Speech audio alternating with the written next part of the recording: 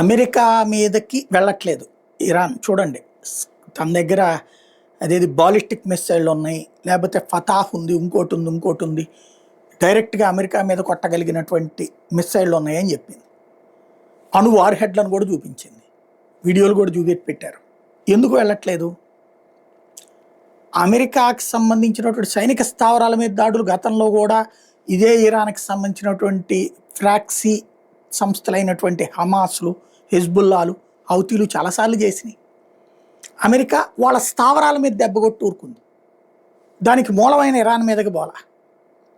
అదే ఇరాన్కి కావాల్సింది. అమెరికాను కూడా దెబ్బగొట్టామన్న షో కావాలి తప్పించి ప్రత్యక్షంగా అమెరికాని కెలికే ధైర్యం చాలట్లా. అమెరికా మీదకి నేరుగా కనుక బాలిస్టిక్ మిసైళ్ళు వాడితే, అమెరికా మీదకి నేరుగా తన యుద్ధ విమానాలు పంపించగలిగితే, అమెరికా మీదకి నేరుగా దాడికి వెళ్ళగలిగితే అప్పుడు ఇక ఇరాన్ మిగులుతుందా అంటే చెప్పలేం.